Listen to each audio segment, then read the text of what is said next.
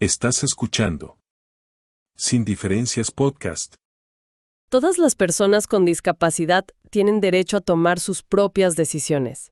La fuente que vamos a analizar hoy abre con esta frase, que, suena simple, pero es sísmica. No es una sugerencia, No es un ideal. Es la afirmación de un derecho humano fundamental, que nos obliga a repensar casi todo lo que creíamos saber sobre autonomía. Hoy nos vamos a meter de lleno en un texto sobre la capacidad jurídica y los sistemas de apoyo.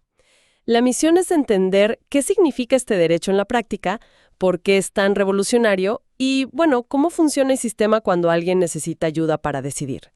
No se trata solo de leer una ley, sino de comprender un cambio de mentalidad, ¿no? Sí, y diste en el clavo. De hecho, hay una frase en el material que resume todo ese cambio a la perfección, y nos va a servir como guía, como una brújula en esta conversación. Dice, la capacidad no se quita, se acompaña. No se quita, se acompaña. Me gusta. Es que esa idea es el motor de todo el sistema.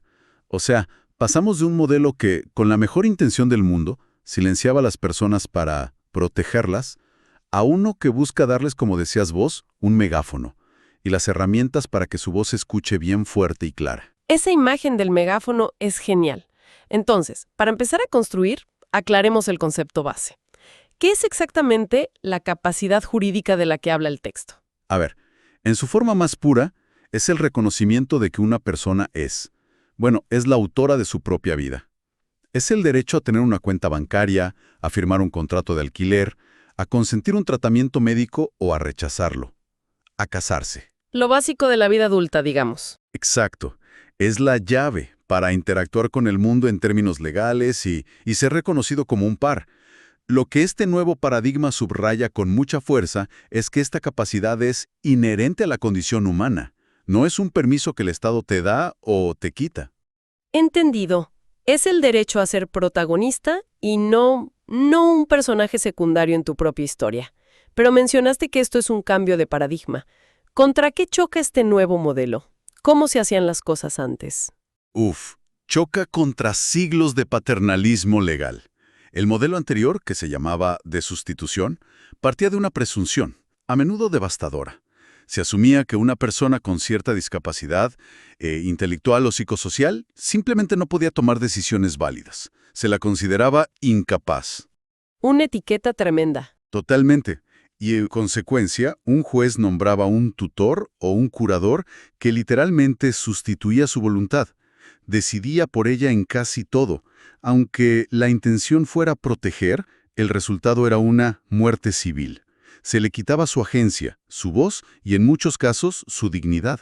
Muerte civil. Es una descripción muy potente. Ahora, el texto es progresista, pero también es realista, y plantea la pregunta que seguro mucha gente se está haciendo. ¿Este derecho a decidir es absoluto? O sea, ¿se puede limitar la capacidad jurídica de alguien? Esa es la pregunta del millón. Y la respuesta es sí, pero con tantos candados y tantas salvaguardas que la excepción casi que confirma la regla de la autonomía. El sistema está diseñado para que limitar la capacidad sea el último, pero el último recurso. No es la primera opción, ni la segunda. Me interesa mucho eso de los candados. ¿Qué tan estrictos son? ¿Qué barreras hay para evitar que esta medida se use, a la ligera? Imagínate un triple cerrojo de seguridad. El primero es el de la especificidad. La ley ya no permite usar un hacha para cortar la capacidad de raíz, ¿se entiende? Exige un bisturí.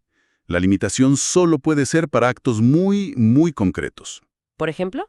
Por ejemplo, un juez podría determinar que una persona necesita ayuda para vender una casa, pero esa misma persona conserva intacta su capacidad para decidir sobre su salud o dónde quiere vivir.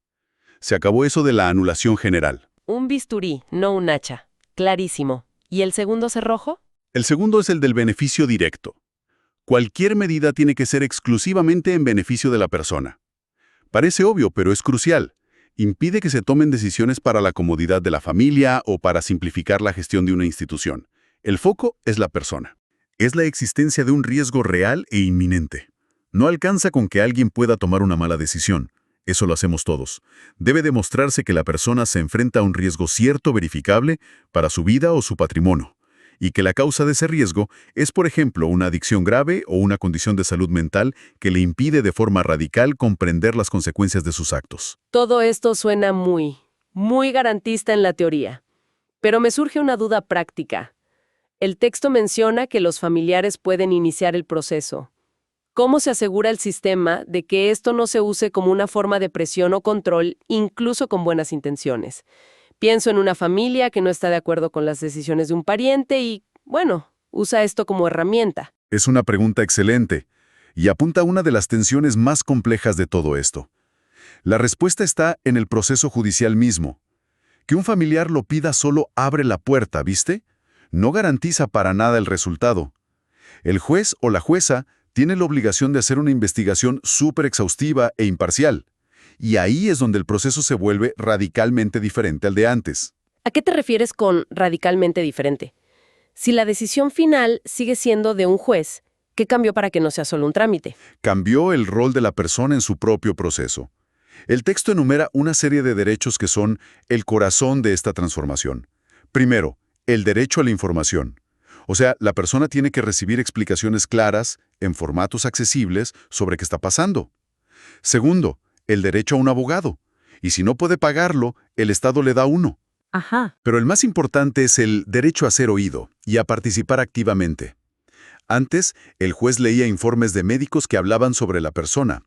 Ahora, el juez tiene la obligación, que no puede eludir, de entrevistarse personalmente con ella, de escuchar su versión, sus deseos.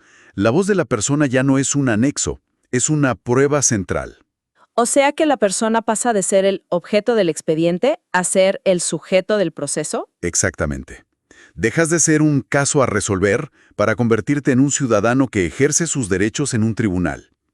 Ese cambio es fundamental para equilibrar la balanza y asegurarse de que el pedido de un familiar no se convierta en una imposición. Hablando de quiénes pueden iniciar el proceso, la lista que da la fuente incluye a la pareja, familiares, el Ministerio Público.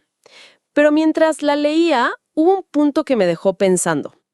Dice que la propia persona puede pedir la limitación de su capacidad. A primera vista, suena a contradicción. ¿Por qué alguien pediría que le limiten su propio derecho a decidir? Me parece importantísimo que nos detengamos ahí, porque revela la filosofía profunda del sistema. Lejos de ser una contradicción, es la máxima expresión de la autonomía. Pensemos en el impacto real de esto.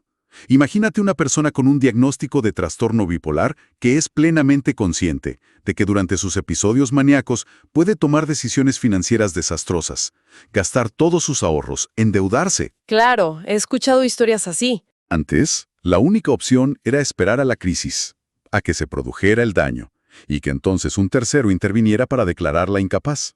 Ahora, esa misma persona, en un momento de lucidez, puede ir a la justicia y decir: conozco mi condición.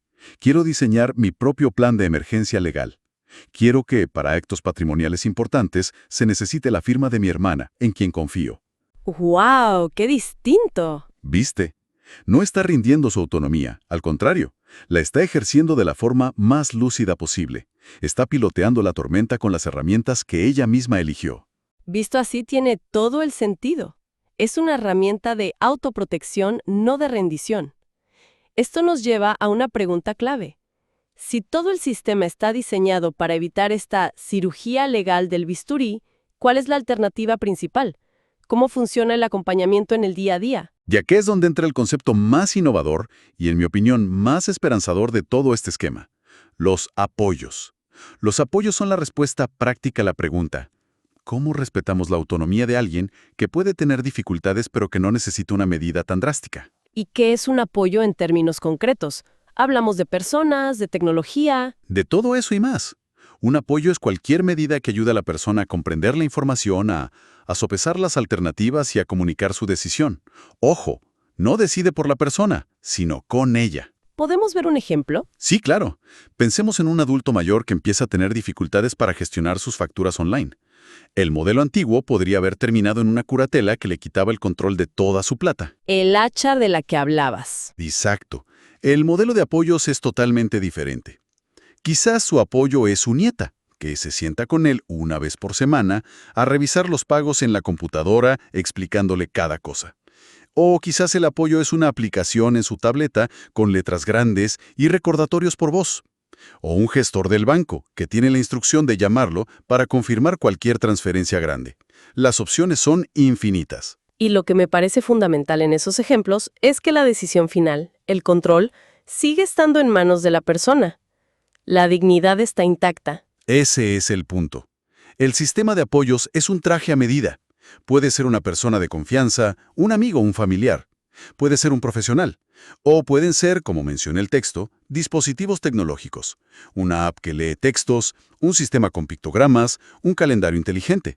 La idea es que el apoyo se adapte a la persona y no que la persona se adapte a una única solución legal rígida. Y en material que analizamos, le suma una capa más de empoderamiento a esto, ¿verdad? Sí, y es la que cierra el círculo. El texto dice explícitamente, vos podés decirle al juez qué apoyos preferís. La persona no es una receptora pasiva de una ayuda que se le impone, es un agente activo que puede proponer su propio sistema. Puede decir, confío en mi hermano para temas médicos, o necesito este software para el trabajo. Esto nos devuelve a nuestra brújula inicial. La capacidad no se quita, se acompaña. Tal cual. Y la persona es la copiloto principal en el diseño de ese acompañamiento. Es un recorrido realmente transformador. Partimos de un hecho humano fundamental, el de tomar las propias decisiones. Vimos que limitarlo es una medida extrema, quirúrgica, rodeada de garantías. Analizamos un proceso judicial diseñado para que la voz de la persona sea el centro. Y llegamos a esta idea de los apoyos como un sistema flexible y a medida, donde la persona es la principal diseñadora de su propia red. Y pensando a futuro, esa mención a los dispositivos tecnológicos en la fuente nos deja una puerta abierta que es fascinante. Nos obliga a plantearnos una pregunta que ya no es de ciencia ficción, ¿eh? A medida que la inteligencia artificial se vuelve más sofisticada, ¿podría una IA personalizada convertirse en el apoyo definitivo? Pensemos en un asistente de IA que no solo te lee un contrato, que lo analiza, lo compara con otros, te explica las cláusulas en términos sencillos y simula escenarios. Sería una herramienta de comprensión increíblemente poderosa. Sin duda. Pero acá viene la reflexión que nos deja el material para el futuro. Si esto se convierte en una realidad, ¿cómo nos aseguramos de que esa tecnología sea de verdad una herramienta para la autonomía y no se convierta, de forma muy sutil, en una nueva forma de control? ¿Dónde está la línea entre una IA que te ayuda a entender tus opciones y una que con sus algoritmos te empuja a tomar la decisión que considera óptima? Es un debate ético y tecnológico gigantesco que apenas estamos comenzando. Una pregunta final tan compleja como necesaria. Para quienes quieran seguir explorando este nuevo paradigma, la fuente original que analizamos hoy provee un enlace con mucha más información y recursos sobre el tema. Somos Sonidos de Cambio, conversaciones que marcan la diferencia.